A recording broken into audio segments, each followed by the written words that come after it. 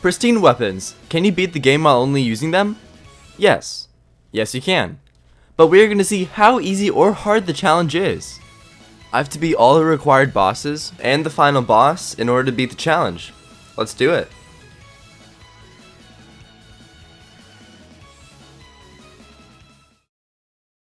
So this challenge really starts off after we reach Lookout Landing and get the paraglider. Now right away we break a rusted royal broadsword so that later, when we're in the depths, we have the chance of finding the pristine version of it with one of the floaty ghosts. I go to Hyrule Castle because there are plenty of rusted weapons that are totally not overpowered, and we end up finding a few of them. While making my way over to a chasm, I flex my skills with this not even close jump. The plan is simple. Step 1, we go down into the depths, get lost for 2 real life hours, get very upset, look up where to find the ghost people, and once we find their locations, get very happy when we surprisingly find a lot of really overpowered weapons and damn! Step 2, start making way over to the nearby Skyview Tower, get shot out of it, and start heading my way over to Rito Village. While Tulin likes causing problems for his parents, he gives us his power, which makes up for it, and we use it to help global warming by stopping the giant blizzard in the sky. It would be nice if we could just ask nicely, but no, you have to destroy a bunch of Colgara's crystals like it's a Breaking Bad episode. While the first phase seems pretty easy, I immediately get spawn killed by a tornado, and I have to restart one of the easiest boss fights in this challenge. And the same thing almost happens again, but somehow, someway, I got past that, get hit by a fucking Colgara, and enjoyed destroying the rest of Colgara's crystals, and damn did I enjoy this cutscene right here. That's right, the taste of sweet, sweet victory. I get myself a heart container, a bunch of skippable cutscenes, and Tulin's power. Now when I first thought of this challenge, I thought it would be super easy, but when getting through the Zora's questline, to get to the water temple, things got a little bit complicated. There isn't a pristine boat. Let me try again. Nope. Okay, great. This is whatever. I'll cross that bridge when I get there. I decided that I'll go and attempt the fire temple next since I don't need a damn bow for that. But something that I do need plenty of is fireproof lizards, so that I can actually get to the temple and get to the boss. But Yunobo technically isn't the boss, so after hitting him with some seeds, he does give us his power so that we can escape from this tunnel. And we can also use him to get up the mountain. Once we get here, we figured out that we have to fight a boss. And I was on my A game. Until I wasn't, but I mean, if we just restart the fight, then it won't really matter. You didn't see it, I didn't see it, we'll move past it. Oh, whoa, look, first try. Good job. After jumping in my toilet after Taco Bell, we run through the depths and make our way to the fire temple. But now that I'm actually gonna have to fight a boss and use skill, I fuse all of my weapons together so that whenever I get to the fight with Goma, I can actually deal damage to it. Once I get the gong, lower the gate, then it's time to start the fight. In my personal opinion, I think that Yunobo is underrated. Cause did you see how fast that was? And see how fast I deal damage to Goma? At this point in the game, I'm so overpowered that I get first phase down in a single cycle. Oh no, what am I gonna do? Just knock him down. Easy. Get him down in a single cycle. Easy. With Goma defeated, that's one less boss that I'll have to fight in the chasm. I get myself a heart container and realize an issue. I can't beat the desert temple because I don't have a bow to use Rishu's power. So with that settled, the only other temple that I can actually complete is the Spirit Temple. So after getting some more hearts, I head over to Dragon Head Island and through the gate that requires 10 hearts.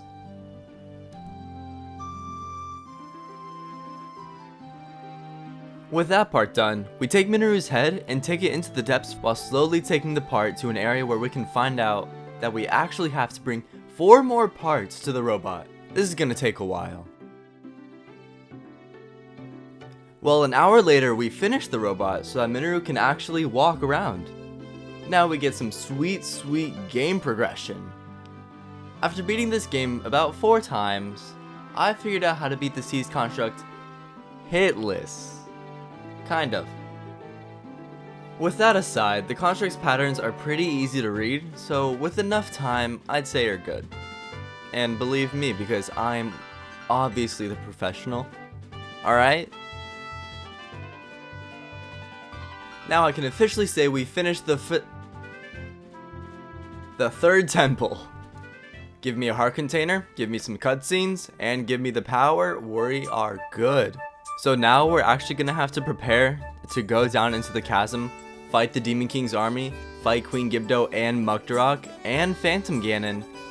And after all of that, fight Ganondorf with no pause in between.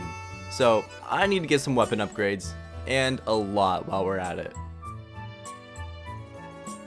Even though we have as many weapons as we could possibly want, I don't really have that much food, but I'm sure it's fine. I won't regret getting food later. I'll just go down into the depths, make my way through, easily avoid this bokoblin, and definitely not reset. I decided to go back and use whatever I could to make food. So let's go back. Let's run through the entire chasm again, just for the same thing to happen. You know what they say, third time's the charm. Okay, sorry Gibdos, let me get past you really quick. It's none of your business. God screw it, I don't care if I get hit anymore, just get me to the imprisoning chamber. And now everybody, prepare yourselves for an onslaught of failures. I'm the only failure, just failure of attempts. You get it, you get it. I'm using this first attempt to just get familiar with all of the different phases. And yeah, that's not going too well, but if I just try it again, we'll be alright. No worries. Right?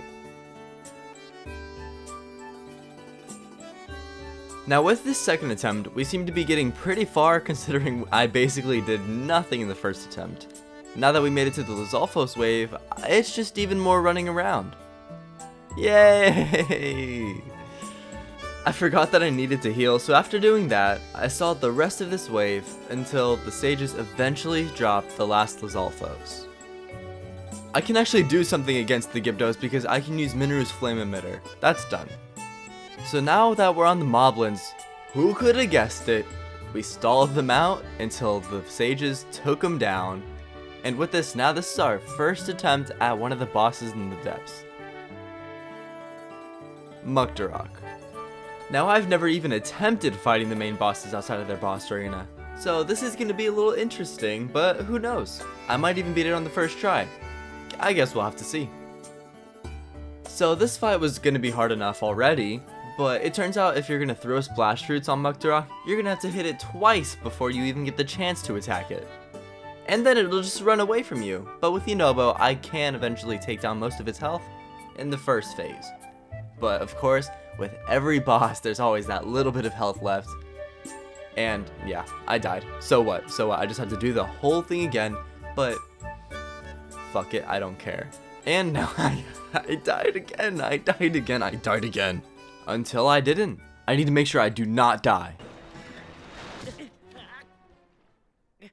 With my mental sanity jumping off of a roof into a pool filled with piranhas, I decided that I needed some more food. So what better than to go apple picking on Satori Mountain? I had no clue of the power I just obtained, but damn, it felt good. The preparing didn't even stop there because I collected as many splash fruits as I could, totaling up to over 30. So now, once we get through the Demon King's army again, we can get back to Mukdarok, the main focus. So I found a cool little thing where if you jump off of Mineru's back, you can use Tulin and that can like help you avoid the sludge. So after doing that, I get Mukdarok down on the ground, and I hit him as much as I could. So, Mukdarok's pretty close to death. What do you think I'll do? Will I throw it? Probably.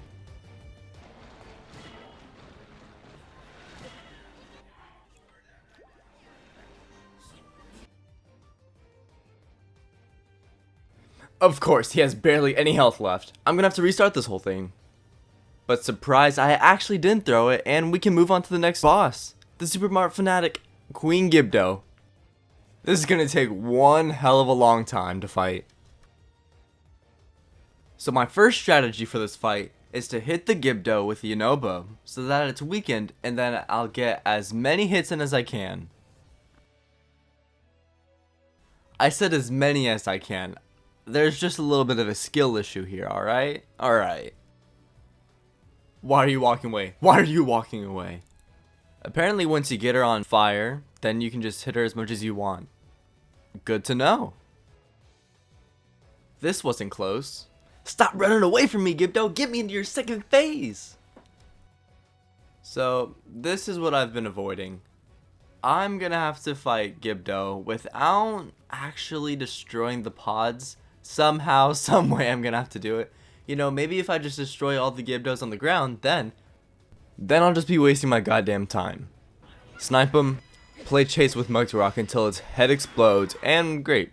We have to restart the ugly looking flies fight.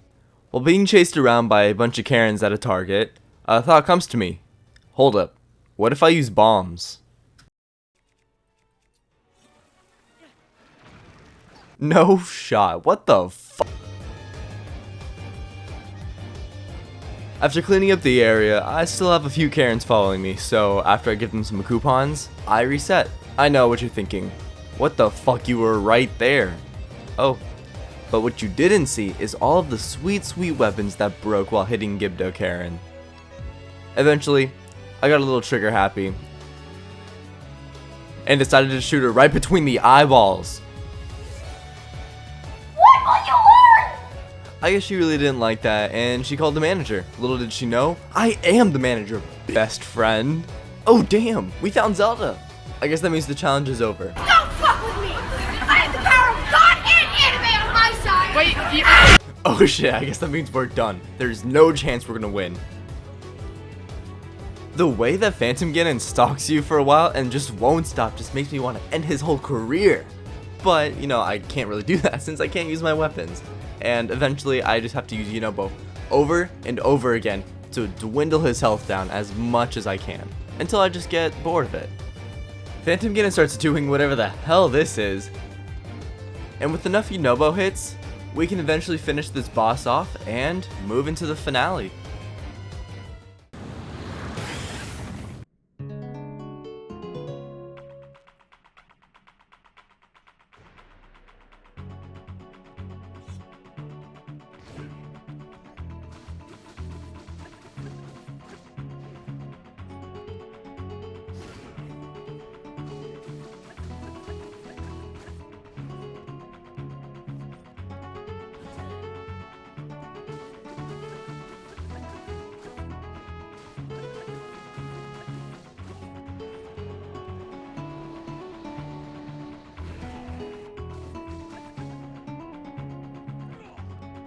So after a rocky first phase of breaking weapons and losing a lot of health, hopefully we can get our shit together and do the rest hitless.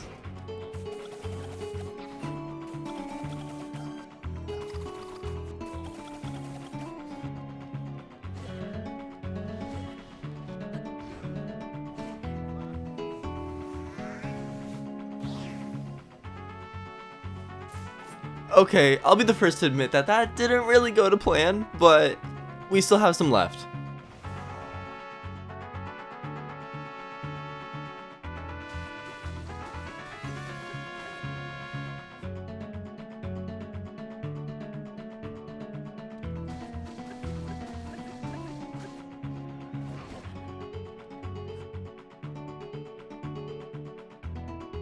Sweet, we've beaten second phase now. Alright, so technically I think the Master Sword is kind of a pristine weapon, so don't say challenge over, try again. Alright, so after the Master Sword trivializes this part, we get onto the Demon Dragon, but for some reason I just get knocked off. Like, hell, I just want to finish the challenge. If you liked this video, I have a ton of other challenges on Tears of the Kingdom, but besides that, subscribe and have a good day.